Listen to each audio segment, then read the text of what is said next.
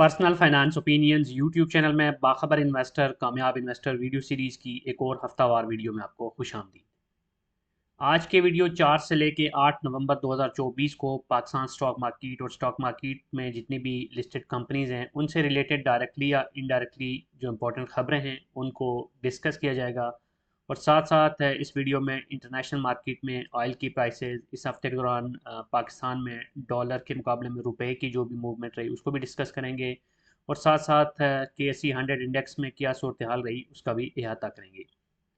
इस video series का मकसद यही है कि स्टॉक मार्केट और स्टॉक मार्केट में जो लिस्टेड कंपनीज हैं उनके बिजनेस और उनसे रिलेटेड जो भी माइक्रो या मैक्रो लेवल पे जो भी इकोनॉमिक चेंजेस आती हैं उनके हवाले से आपको जो भी पब्लिकली अनाउंस्ड इंफॉर्मेशन होती है या जो ख़बरें होती हैं वो उससे मुतल्लिक आपको वेल अवेयर रखा जाए।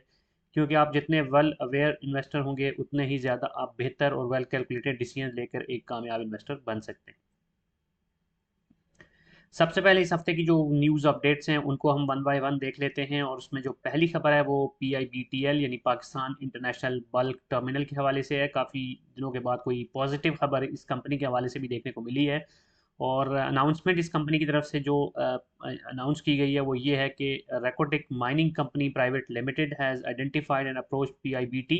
तो रेकोटिक के हवाले से जो भी डेवलपमेंट्स होती हैं उनकी बड़ी एक सिग्निफिकेंस होती है। और अब ये जो रेकोटिक कंपनी है उसने अप्रोच किया है PIBT को कि ये as a preferred port use किए जाएँ, जिसमें PIBTs की जो टर्मिनल हैं उनका और जो इंफ्रास्ट्रक्चर है उसको यूटिलाइज़ किया जाए कार्गो रिलेटेड जो एक्टिविटीज़ होंगी रेकोटिक की।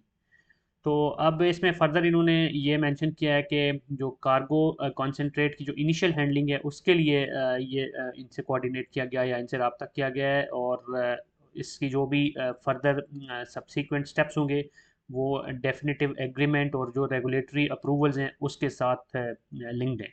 तो होपफुली ये एक पॉजिटिव मूवमेंट होगी और इसकी बेसिस पे PIBTL को एक अच्छा कॉन्ट्रैक्ट मिलेगा, अच्छा बिजनेस मिलेगा और उसका फ़ायदा कंपनी को और कंपनी के इन्वेस्टर्स को भी होगा।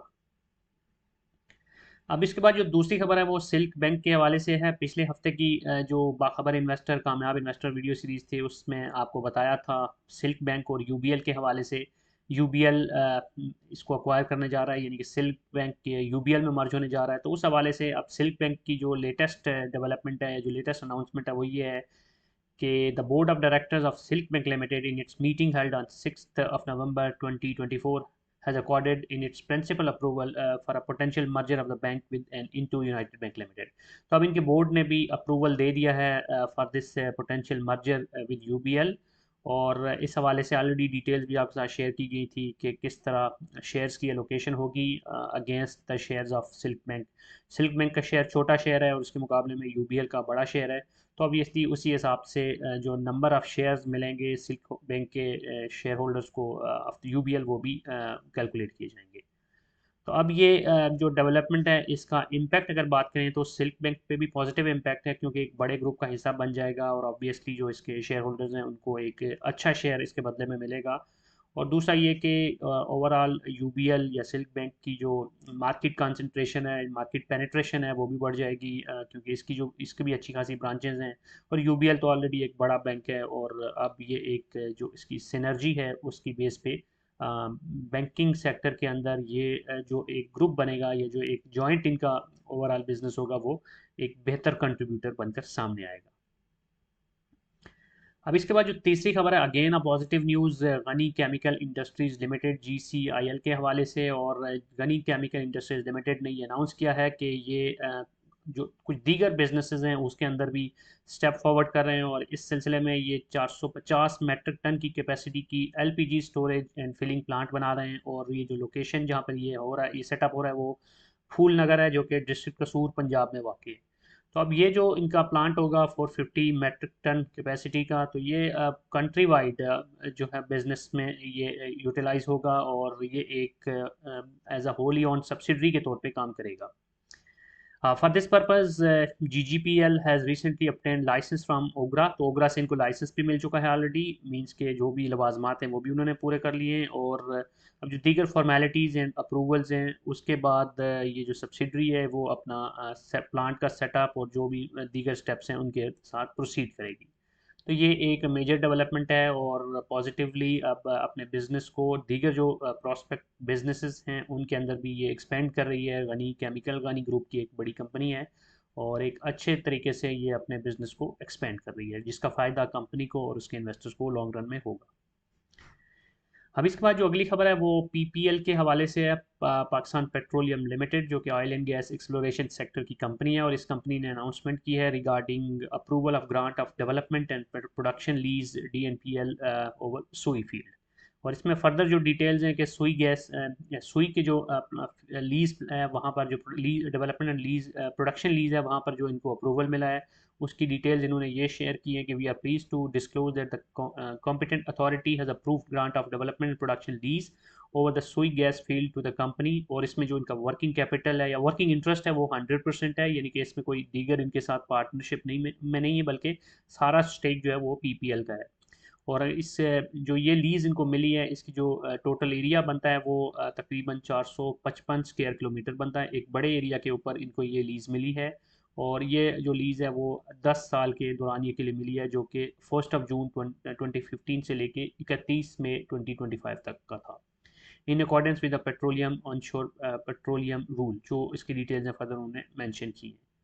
तो इसमें यह है कि जो इनका द ओरिजिनल जो माइनिंग लीज़ थी वो 2015 में एक्सपायर हो गया था आफ्टर कंप्लीशन ऑफ 60 ईयर्स। तो एक लंबे अरसे के लिए लीज़ मिली थी जो कि एक्सपायर हो गई थी, और फिर कंपनी ने सबमिट की थी अपनी एप्लीकेशन कि इसको एक्सटेंड किया जाए। तो उस हवाले से अब ये 10 साल का जो फर्दर एक्सटेंशन है वो मई 2025 तक इनको मिली है। इसके बाद इन्होंने कुछ और डिटेल्स भी इस हवाले से शेयर की हैं। तो अब लॉन्ग रन में देखा जाए तो अब इसका फ़ायदा ये तो ऑब्वियसली जो 10 साल का जो एग्रीमेंट है या एक्सटेंशन है उसमें से 9 साल तकरीबन तो गुजर चुके हैं। अब इम्पॉर्टेंट ये होगा कि मई 2025 के बाद की क्या डेवलपमेंट होती है, तो उस हवाले से जो भी खबरें आएंगी मेरे ख्याल में वो ज़्यादा इम्पैक्टफुल होंगी बजाय इसके कि ये जो 10 साल की एक्सटेंशन की बात हो रही है जिसमें से 9 साल गुजर चुके हैं। अब कुछ मिसलेनियस खबरें हैं उनको देख लेते हैं, जिसमें जो पहली खबर है वो हपको और पीएसओ के एक जॉइंट वेंचर के हवाले से है, जिन्होंने एक एमओयू साइन किया है to establish nationwide electric vehicle charging points. तो हपको ईवीज़ को लेके बहुत सीरियस है और बीवाईडी के साथ जो इनकी रिसेंट डेवलपमेंट हुई है गाड़ियों की जो इलेक्ट्रिक गाड़ियां हैं बीवाईडी की पाकिस्तान में, तो उस हवाले से ऑलरेडी इन्होंने अपना बिजनेस स्टार्ट भी कर लिया है। एक प्रॉपर इनाग्रेशन सेरेमनी भी हुई थी। तो अब साथ साथ फिर ये अनाउंसमेंट हुई थी कि मुल्क भर में जो इलेक्ट्रिक चार्जिंग के पॉइंट्स हैं वो आपको बनाएगी। तो उस हवाले से अब इन्होंने पीएसओ के साथ मिलकर एक एमओयू साइन किया है। तो ये एक विन विन सिचुएशन है पीएसओ और हबको के लिए, और वी होप कि इसका दोनों कंपनीज के फ्यूचर बिजनेस के ऊपर भी एक पॉजिटिव इम्पैक्ट आएगा, क्योंकि आने वाले वक्तों में जो ईवीज़ हैं वो आपको रोड पे बहुत ज़्यादा नज़र आएंगी। जो जितनी ज़्यादा इलेक्ट्रिक व्हीकल्स होंगी उतना ज़्यादा जो चार्जिंग पॉइंट्स हैं उनकी भी इंपॉर्टेंस बढ़ जाएगी। तो ये एक फ्यूचरिस्टिक अप्रोच के साथ बात की जाए तो एक ज़बरदस्त मूवमेंट है इन दो कंपनीज़ की इन अ राइट डायरेक्शन। इसके बाद जो अगली खबर है वो भी पॉजिटिव है। आज की जो खबरें हैं मोस्टली आपको पॉजिटिव ही नज़र आ रही होंगी, विच इज़ गुड। और इसमें ये जो खबर है वो रेमिटेंसेस के हवाले से है कि जो रेमिटेंसेस का इनफ्लो रहा है अक्टूबर 2024 में, जो सरकारी आदाद शुमार हैं उसके मुताबिक वो 3.05 बिलियन रहा है, जो कि ईयर ऑन ईयर बेसिस पे बात की जाए तो अक्टूबर 2023 के मुकाबले में 24% से ज़्यादा इजाफा है। तो ये भी एक पॉजिटिव चीज़ है। हमारा जो करंट अकाउंट का डेफिसिट होता है उसको कम करने के हवाले से, क्योंकि हमारे जो एक्सपोर्ट्स हैं वो प्लस जो हमारे रेमिटेंसेज हैं ये दोनों मिलाकर एक अच्छा नंबर टोटल बना रही हैं। और उसके मुकाबले में जो हमारी इंपोर्ट्स हैं ऑब्वियसली अभी भी हम डेफिसिट में ही होते हैं, इंपोर्ट बिल ज़्यादा होता है, लेकिन स्टिल जितना ज़्यादा उस गैप को कवर किया जा सकता है उसमें एक बड़ा किरदार रेमिटेंसेस का होता है, जिसमें कि अल्हम्दुलिल्लाह एक दफ़ा फिर एक अच्छा नंबर हमें देखने को मिला। दूसरी चीज़ ये कि रेमिटेंसेस जब बढ़ते हैं तो सिर्फ ये गैप ही कम नहीं होता, बल्कि वो पैसा जब पाकिस्तान में आता है तो एक तो हमारे रिजर्व में इजाफे का सबब बनता ही है, लेकिन साथ साथ फिर उसकी एक पॉजिटिव यूटिलाइजेशन भी होती है पाकिस्तान के अंदर। तो जैसे हम अगर एग्जांपल लें रोशन डिजिटल अकाउंट्स की, जो कि प्रीवियस गवर्नमेंट का और उस वक्त स्टेट बैंक का एक ज़बरदस्त इनिशिएटिव था, जिसको इन गवर्नमेंट जो सब्सीक्वेंट अभी की गवर्नमेंट से इन्होंने अभी कैरी ऑन किया, तो उसके ज़रिए ओवरसीज़ को एक बहुत ही ज़बरदस्त चार्म नज़र आया पाकिस्तान के अंदर नया पाकिस्तान सर्टिफिकेट्स में इन्वेस्टमेंट करने का, रोशन इक्विटी इन्वेस्टमेंट जिसके थ्रू स्टॉक मार्केट में इन्वेस्टमेंट बड़ी सीमलेस तरीके से होती हैं। और साथ साथ उस अकाउंट की जो नेचर है वो रिपेट्रिएबल है, यानी जब चाहें वो अपना पैसा बाहर वापस भी ले जा सकते हैं। तो इस वजह से वो एक बड़ा अट्रैक्टिव ऑप्शन है और उसके अंदर भी बड़ी अमाउंट पाकिस्तान में आ रही है और पिछले कुछ सालों में भी मुसलसल आती रही है। तो फिर वो पाकिस्तान में उसकी खपत भी होती है, पाकिस्तान में प्रॉपर्टी मार्केट के अंदर, स्टॉक मार्केट के अंदर, म्यूचुअल फंड्स के अंदर और दीगर जो इन्वेस्टमेंट ऑप्शंस हैं उसमें उसको पैसा को यूटिलाइज भी किया जाता है। इसके बाद जो अगली खबर है वो जो इंटरेस्ट रेट में मुसलसल कट्स आ रहे हैं स्टेट बैंक की तरफ से, जो मॉनेटरी पॉलिसी अनाउंसमेंट्स होती हैं उसमें, तो उसके बेसिस पे ऑब्वियसली जो इंटरेस्ट रेट्स में कट आता है तो जो भी सेविंग स्कीम्स होती हैं उसके जो प्रॉफिट्स हैं वो भी गिराने पड़ते हैं उनको। तो अभी तक अगर पीक से बात की जाए तो ये जो रिसेंट पास्ट के अंदर जो मुसलसल रेट कट हो रहा है तो उसकी वजह से 600 बेसिस पॉइंट्स की कमी आ चुकी है नेशनल सेविंग सर्टिफिकेट के रेट में। तो अब उसमें जो लोगों को एक ऑप्शन मिला हुआ था, मुख्तलिफ सेविंग सर्टिफिकेट्स थे, बहबूद हो गया और जो दीगर नेशनल सेविंग है, तो उसमें जो जितना ज़्यादा पैसा पार्क किया हुआ था अब ये रेट कट की वजह से उस पैसे की मूवमेंट भी हमें देखने को मिलेगी और वो दीगर जो एवेन्यूज़ हैं जहाँ पर पोटेंशियली उससे बेहतर प्रॉफिट आ सकता है, फ़ायदा मिल सकता है, तो लोग अपने पैसे को उधर मूव करते हुए आपको नज़र आएंगे। तो ये भी एक इकोनॉमिक वायबिलिटी की तरफ एक बेहतर स्टेप होगा। स्टॉक मार्केट में भी आप देख रहे हैं कि उसके बाद काफ़ी गेमा गेमी है, 93,000 को क्रॉस कर चुका है, क्योंकि इक्विटी इन्वेस्टमेंट ज़्यादा लुक्रेटिव हो जाती है जब इंटरेस्ट रेट नीचे आते हैं। और अगर अब मज़ीद ये नंबर जिस तरह एक्सपेक्टेशंस हैं कि आने वाली जो दो चार मज़ीद जो मॉनेटरी पॉलिसी की अनाउंसमेंट्स होंगी उसमें फ़र्दर कट हम देख सकते हैं। तो इन केस अगर 11-12% पे आ जाता है इंटरेस्ट रेट, या आइडियल सिनेरियो में अगर ये सिंगल डिजिट में आ जाता है, तो फिर तो स्टॉक मार्केट बहुत ज़्यादा अट्रैक्टिव ऑप्शन बन जाएगा compare to these fixed investment options. तो ओवरऑल देखा जाए तो ये भी एक पॉजिटिव डायरेक्शन में ही मूवमेंट कहलाएगी। अब इसके बाद हम रिजर्व्स की सूरत हाल देखते हैं। तो हमारे जो फॉरेक्स के रिजर्व्स हैं उसका जो लेटेस्ट नंबर जारी किया गया स्टेट बैंक की तरफ से 1 नवंबर का, तो उसमें जो हमारे क्यूमुलेटिव रिजर्व्स हैं state bank plus commercial banks के, वो बनते हैं 15.93 बिलियन डॉलर्स, जो कि पिछले जो रिसेंट इससे पहले नंबर था 25 अक्टूबर का, उसके मुकाबले में तकरीबन 12 करोड़ डॉलर की कमी आई है। तो खैर ये कुछ चंद करोड़ की अप एंड डाउन हमें देखने को मिलता रहेगा, क्योंकि जो हमारे मुख्तलिफ जो अदायगियाँ होती हैं, ऑब्लिगेशंस हैं, प्रिंसिपल प्लस इंटरेस्ट पेमेंट की, जो कि वक्तन फ़वक्तन गवर्नमेंट को करनी होती हैं, प्लस जो करंट अकाउंट का कुछ डेफिसिट भी होता है, तो वो सारा मिला के जो हमारे ओवरऑल रिजर्व्स हैं उस पर इस तरह के अप्स एंड डाउन असर डालता रहेगा। लेकिन इंपॉर्टेंट चीज़ ये है कि as of now we are in a safer position. जो अपकमिंग ऑब्लिगेशंस हैं उसके हवाले से कोई बहुत ज़्यादा चैलेंजिंग सूरत हाल नहीं है। और आईएमएफ के साथ चूँकि ऑलरेडी हम एक लॉन्ग टर्म 37 मंथ्स के मुआहदे में भी जा चुके हैं, जिसमें पहली ट्रांच 1.1 बिलियन की ऑलरेडी मिल चुकी है, तो things are much better in terms of reserves. और as of now and upcoming near future में इस तरह की कोई वो सूरत हाल नज़र नहीं आ रही जिस तरह की कुछ अर्सा पहले नज़र आ रही थी, कि जहाँ पर डिफ़ॉल्ट के ख़तरात बहुत ज़्यादा हमारे सर पे मंडला रहे थे। इसके बाद यूएसटी टू पीकेआर की मूवमेंट देखें तो ये जो ग्राफ आपके सामने है ये 10 अक्टूबर से लेके 8 नवंबर तक का है। तो अगर आप ओवरऑल देखें तो 10 अक्टूबर को जो क्लोजिंग हुई थी उसमें जो डॉलर की प्राइस थी वो 277 रुपये 79 पैसे थी, और अभी अगर देखें 8 नवंबर को तो 277 रुपये 74 पैसे। तो पूरे महीने के दौरान बीच में कुछ अप्स एंड डाउन्स आपको ज़रूर नजर आए हैं, लेकिन ओवरऑल देखें तो अभी भी 5 पैसे की बहरहाल कमी ही आई है डॉलर की प्राइस में। तो दिस इज़ गुड, एक लंबे अरसे से डॉलर के अगेंस्ट पीकेआर मुस्तहकम है। और हफ्ते के कुछ दिनों में हमें एक ट्रेंड देखने को मिलता है कि रुपया थोड़ा सा गैर मुस्तहकम होता है, डॉलर महंगा हो जाता है, लेकिन फ्राइडे को दोबारा से प्राइस में रिवर्सल आ जाता है और पूरे हफ्ते के दौरान जो भी डॉलर की कीमत में एक उभार आपको देखने को मिलता है वो वापस गिरावट की सूरत में हमें नज़र आता है। आई डोंट नो ये कितना ऑर्गेनिक है कि हर फ्राइडे को प्राइस गिर जाती है डॉलर की, लेकिन still in any case I would say कि हमारे जो इंपोर्ट बिल्स हैं और जो हमारी इंपोर्ट एंड एक्सपोर्ट रिलेटेड जो बिजनेसेस हैं उनके लिए ये एक अच्छा शगुन। अब हम एक नज़र डालते हैं ब्रेंट क्रूड ऑयल की प्राइस मूवमेंट पे पर बैरल, और यहाँ पर आप देख सकते हैं कि कुछ दिन पहले ये पिछले एक महीने का ग्राफ आपके सामने है। तो ये अगर आप अक्टूबर 10 को देखें तो 80 के करीब चला गया था पर बैरल, लेकिन उसके बाद कुछ डिप्स हमें देखने को मिली और फिर दोबारा से कुछ मिडल ईस्ट की टेंशन, यूएस के इलेक्शन और इन चीज़ों के लेके वापस ऊपर भी गया और 76 से ऊपर चला गया था पर बैरल। लेकिन as of now when I am shooting this video तो 73.8 डॉलर पे है पर बैरल। तो things are very much in control, और यूँ लगता है कि जो इंटरनेशनली वॉलेटिलिटी थी और थोड़ा सा एक एम्बिगुअस सिचुएशन थी यूएस के इलेक्शन को लेके भी, मिडल ईस्ट के क्राइसिस को लेके भी, तो वो सारी चीज़ें काफ़ी हद तक सेटल डाउन हो चुकी हैं। क्या मंजरनामा होगा वो भी वाज़ेह हो चुका है, ट्रम्प की जीत भी हो चुकी है। तो अब वी कैन होप कि जिस तरह फेड रेट्स में भी कट्स आ रहे हैं यूएस में, और उसके अलावा इंटरनेशनली बहुत सारे ममालिक में इंटरेस्ट रेट कट आ रहे हैं, तो ये सारी चीज़ें पॉजिटिव डायरेक्शन में इकानमीज़ को भी लेके जाएंगी। तो पाकिस्तान के इंपोर्ट बिल के पॉइंट ऑफ व्यू से देखा जाए तो इस वक्त डॉलर टर्म में जो पर बैरल क्रूड ऑयल की प्राइस है, ये भी काफ़ी हौसला अफजा है, क्योंकि कोई इतना ज़्यादा वो जंप्स नहीं आ रहे। एक मुस्तहकम पोजीशन है 75-74 इसके आसपास ही पर बैरल प्राइस मूव कर रही है, हवर अराउंड कर रही है। तो this is again positive development. अब last but not least KSE 100 index की मूवमेंट का हम जायज़ा ले लेते हैं। इस हफ्ते के दौरान अगर आप देखें तो जो ओपनिंग हुई थी 4 तारीख को, वो गैप अप ओपनिंग थी, यानी पिछले हफ्ते की जो क्लोजिंग हुई थी वो हुई थी तकरीबन 90,800 कुछ पॉइंट्स पे।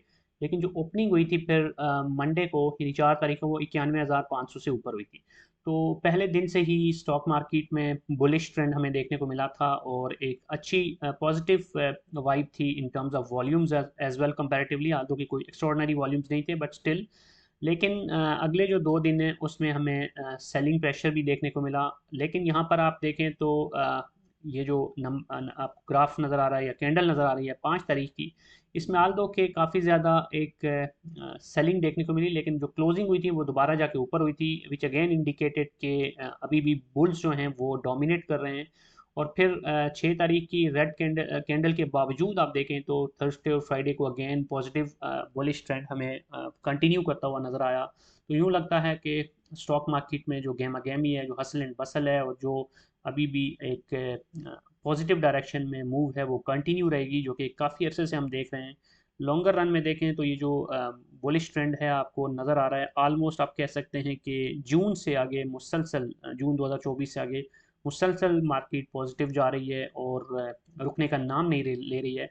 बहुत सारे सारे लोग जो स्केप्टिकल होते हैं और जो थोड़ा सा डरते हैं इस सिचुएशन के अंदर, उनके वो मेरे ख्याल में जून से ही इस तरह की मुख्तलिफ यूट्यूब चैनल्स के ऊपर भी और जो दीगर फोरम्स हैं उस पर भी लोग कहना शुरू हो गए थे कि मार्केट बहुत ऊपर जा चुकी है, इसलिए आपने फूंक फूंक के कदम रखना है। तो बहुत सारे लोगों ने यहीं से ये डर के कि अब मार्केट गिर ना जाए अपनी पोजीशंस बनाना छोड़ दी थी। लेकिन वो लोग जो कि थोड़ा सा एग्रेसिव मोड में खेलते हैं और जो इस रैली को इंजॉय करना चाहते हैं, उन्होंने इसमें बहुत फ़ायदा उठाया। तो इम्पॉर्टेंट चीज़ यही है कि अगर आप के अंदर रिस्क एपेटाइट मौजूद है और आप इस तरह की चलती हुई ट्रेन पे चढ़ने की सलाहियत रखते हैं, तो आप इसमें पोटेंशली बेहतर फ़ायदा भी उठा सकते हैं। लेकिन अगेन इंडिविजुअल कंपनीज़ के बारे में प्रॉपर समझ कर वेल कैलकुलेटेड डिसीजन आपको लेने होंगे, क्योंकि इंडेक्स की जो मूवमेंट आप नज़र आ रही है, इसमें कुछ हैवी वेट्स होते हैं, उनके पॉइंट्स ज़्यादा होते हैं, तो उन्हीं की बेसिस पे इंडेक्स में आपको इस तरह के नंबर्स नज़र आ रहे होते हैं। लेकिन इट्स नॉट नेसेसरीली ट्रू कि इंडेक्स अगर इतना ज़्यादा तेज़ी से ऊपर जा रहा है तो आपकी जो इंडिविजुअल शेयर्स हैं वो भी उसी रफ्तार से जा रहे हैं।